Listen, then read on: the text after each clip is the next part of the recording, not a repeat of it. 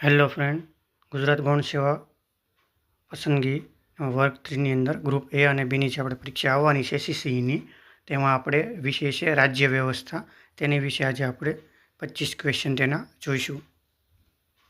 શરૂ કરીએ તો પહેલાં અભ્યાસક્રમ એના જોઈ લઈએ. રાજ્ય વ્યવસ્થાની અંદર કુલ 10 મુદ્દા આપેલા છે. તેમાં પહેલું છે રાજ્ય શાસ્ત્રનો ખ્યાલ, બીજું છે લોકશાહીના પાયાના મૂલ્યો, રાષ્ટ્રવાદ અને બિનસાંપ્રદાયિકતા, હક અને નાગરિકતા, ત્રીજો છે ભારતીય બંધારણ, ઘડતર અને લક્ષણો, ચોથો છે મૂળભૂત હકો, ફરજો અને રાજનીતિના માર્ગદર્શક સિદ્ધાંતો, પાંચમું છે ભારતમાં કેન્દ્ર અને રાજ્ય કક્ષાએ ધારાસભા, કારોબારી અને ન્યાયતંત્ર, છઠ્ઠું છે સ્થાનિક કક્ષાએ સરકાર, સ્થાનિક સ્વરાજની સંસ્થાઓ, ભારતમાં પક્ષપ્રથાનું સ્વરૂપ, આઠમું છે ભારતમાં ચૂંટણીઓ, નવમું છે ભારતીય લોકશાહી સામેમાં પડકારો અને પ્રતિભાવો, 10મું છે વિકાસ અને લોકશાહી. આ જે 10 મુદ્દા છે આના આધારે તેઓ પ્રશ્ન પૂછવાના છે રાજ્યશાસ્ત્રના.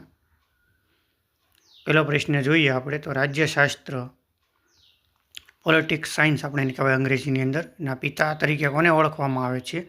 તો જવાબ છે બ, એરિસ્ટોટલને આપણે રાજ્યશાસ્ત્રના પિતા ગણીએ છીએ. તો એરિસ્ટોટલને રાજ્યશાસ્ત્રના જનક કે પિતા માનવામાં આવે છે. પ્રશ્ન બીજો, ભારતીય બંધારણ સભાની રચના કઈ યોજના હેઠળ કરવામાં આવી હતી? તો જવાબ છે બ, કેબિનેટ મિશન યોજના 1946ના રોજ. જે બંધારણ સભાની રચના 1946ના કેબિનેટ મિશન પ્રસ્તાવ મુજબ થઈ હતી. પ્રશ્ન ત્રીજો, ભારતીય બંધારણના કયા ભાગમાં મૂળભૂત હકો આપેલા છે? તો જવાબ છે બ, ત્રીજા ભાગની અંદર મૂળભૂત હકો આપેલા છે. તો તેની કલમ જોઈએ તો 12થી તે 35 સુધી તે મૂળભૂત હકો છે. મૂળભૂત હકો એ અમેરિકાના બંધારણમાંથી લેવામાં આવેલા છે. આ પણ પ્રશ્ન પૂછી શકે છે. ક્વેશ્ચન 4, રાજ્યની નીતિના માર્ગદર્શન સિદ્ધાંતો એટલે ડીપીએસપી જે ભારતીય બંધારણમાં કયા દેશમાંથી લેવામાં આવ્યા છે? તો આ જવાબ અને સાચો જવાબ છે અ, આયર્લેન્ડના માર્ગદર્શક સિદ્ધાંતો બંધારણમાં ભાગ 4 એટલે કલમ 36થી 51માં સમાવિષ્ટ છે. આપણે પ્રશ્ન 5મો, ભારતમાં સંસદીય લોકશાહી પ્રણાલી કયા દેશમાં બંધારણ પર આધારિત છે? તો જવાબ છે અ, બ્રિટન. ભારતીય સંસદીય શાસન પ્રણાલી છે બ્રિટનના મોડલ પ્રમાણે આપણે આધારિત છે ભારતની અંદર. પ્રશ્ન 6, ભારતમાં સ્થાનિક સ્વરાજ્યના પિતા તરીકે કોને માનવામાં આવે છે? તો સાચો જવાબ છે અ, લોર્ડ રિપન. જે 1882માં લોર્ડ રિપને સ્થાનિક સ્વરાજ્ય અંગેનો ઐતિહાસિક ઠરાવ પસાર કર્યો હતો. તેના હિસાબે તેને આપણે સ્થાનિક સ્વરાજ્યના પિતા માનવામાં આવે છે. પ્રશ્ન 7મો, ભારતમાં પક્ષપાતનું સ્વરૂપ કેવું છે? તો સાચો જવાબ ક, બહુપક્ષીય પદ્ધતિ. જે ભારતમાં રાષ્ટ્રીય અને ક્ષેત્રીય મળીને અનેક રાજકીય પક્ષો હોવાની બહુપક્ષીય પક્ષપ્રથા છે તેના હિસાબે. પ્રશ્ન 8મો, ભારતના મુખ્ય ચૂંટણી કમિશનની નિમણૂક કોણ કરે છે? તો જવાબ છે બ, રાષ્ટ્રપતિ કરે છે. ભારતના રાષ્ટ્રપતિ દ્વારા ચૂંટણી પંચના મુખ્ય કમિશનર અને અન્ય કમિશનરોની નિમણૂક થાય છે. પ્રશ્ન 9, બિનસાંપ્રદાયિકતાનો અર્થ શું થાય? તો સાચો જવાબ છે અ, રાજ્યનો કોઈ ચોક્કસ ધર્મ ન હોવો અને તમામ ધર્મોને સમાન આદર આપવો. ભારતીય બંધારણની પ્રસ્તાવનામાં બિનસંપ્રદાયનો અર્થ સાચો અવળો થાય છે. પ્રશ્ન 10, ભારતીય બંધારણની પ્રસ્તાવનામાં સમાજવાદી અને બિનસાંપ્રદાયિક શબ્દો કયા સુધારા દ્વારા ઉમેરાયા હતા? તો સાચો જવાબ અ, 42મો બંધારણીય સુધારો 1976. આ સુધારા દ્વારા પ્રસ્તાવમાં સમાજવાદી અને બિનસાંપ્રદાયિક અને અખંડિતતાનો શબ્દો ઉમેર્યા છે. એવા 3 શબ્દો ઉમેર્યા. પ્રશ્ન 11મો, ભારતીય સંઘની કારોબારીના બંધારણીય વડા કોણ છે? તો જવાબ છે બ, રાષ્ટ્રપતિ. દેશના પ્રથમ નાગરિક અને કારોબારીના નામ માત્રના વડા રાષ્ટ્રપતિ છે, જ્યારે વાસ્તવિક વડા વડાપ્રધાન છે. પ્રશ્ન 12મો, પંચાયતી રાજની ત્રિસ્તરીય પદ્ધતિની ભલામણ કઈ સમિતિએ કરી હતી? તો જવાબ છે અ, બળવંતરાય મહેતા સમિતિ. 1957ની આ સમિતિએ ગ્રામ, તાલુકા અને જિલ્લા કક્ષાની ત્રિસ્તરીય પંચાયતોની ભલામણ કરી હતી. પ્રશ્ન 13મો, બંધારણના કયા આર્ટિકલ કલમ હેઠળ ભારતમાં રાષ્ટ્રીય એટોર્ની જનરલ આપણે જે કહીએ તેની સ્થાપના રજૂઆત કરી હતી. તો જવાબ છે બ કલમ 76. એટર્ની જનરલ ભારત સરકાર સર્વોચ્ચ કાનૂની અધિકારી છે. પ્રશ્ન 14મો, લોકશાહીના મુખ્ય પ્રકારો કેટલા છે?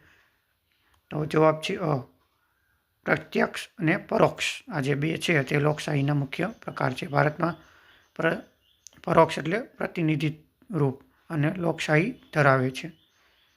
પ્રશ્ન 15મો, ભારતીય બંધારણના મૂળભૂત ફરજો કઈ સમિતિની ભલામણથી ઉમેરાયા છે? તો જવાબ છે અ સ્વર્ણ સિંહ સમિતિ. 42માં સુધારા 1976 દ્વારા ભાગ 4 માં કલમ 51 હેઠળ 10 મૂળભૂત ફરજો ઉમેરાઈ હતી. પ્રશ્ન 16મો, ભારતીય સંસદના ઉપલા ગૃહને કયા નામથી ઓળખવામાં આવે છે? જવાબ છે બ રાજ્યસભા. રાજ્યસભા એ કાયમી ગૃહ છે જે ક્યારેય વિસર્જન થતું નથી. પ્રશ્ન 17મો, ભારતના સૌપ્રથમ કયા રાજ્યમાં પંચાયતી રાજની શરૂઆત થઈ હતી? તો જવાબ છે બ રાજસ્થાનના નાગૌર જિલ્લાની અંદર 2 ઓક્ટોબર 1959ના રોજ રાજસ્થાનના નાગૌર ખાતે પંચાયતી રાજનો પ્રારંભ થયો હતો. પ્રશ્ન 18મો, ભારતીય લોકશાહી સામેના મુખ્ય પડકારો કયા પડકારોનો સમાવેશ થાય છે? તો જવાબ છે ડ ઉપરોક્ત તમામ. એટલે કે ઉપરના જે છે આપણે જાતિવાદ, કોમવાદ, ગરીબી, નિરક્ષરતા, ભ્રષ્ટાચાર અને બધા તે છે તે બધા સમાવેશ થાય છે.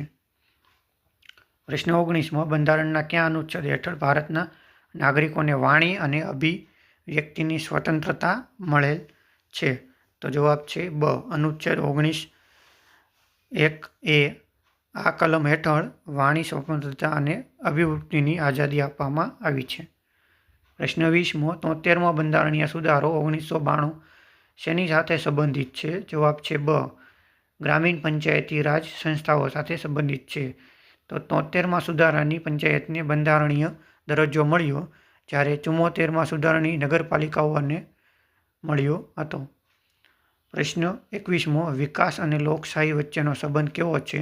તો જવાબ છે અ લોકશાહીથી સામાજિક આર્થિક વિકાસ સરળ બને છે, જ્યારે લોકશાહીમાં નાગરિકતાની ભાગીદારીથી સર્વગ્રાહી વિકાસ સાધાય છે.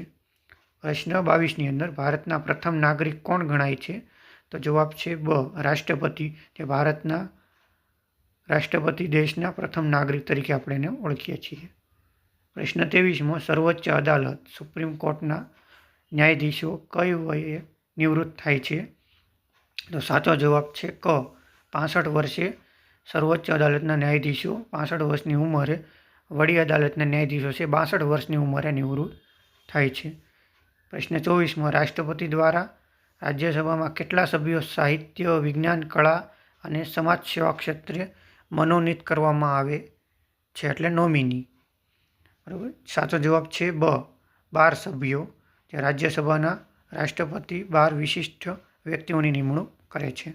પ્રશ્ન 25મો, ભારતીય બંધારણના આત્મા સમાન બંધારણીય ઇલાજાનો હક કઈ કલમમાં આપવામાં આવેલો છે? તો સાચો જવાબ છે ક કલમ 32. એમાં ડૉક્ટર બાબા સાહેબ આંબેડકરે કલમ 32ને બંધારણનું આત્મા અને હૃદય કહ્યા છે. જો તમને આ વિડીયો ગમ્યો હોય તો લાઇક, શેર અને સબસ્ક્રાઈબ કરજો. જય હિન્દ, જય ભારત.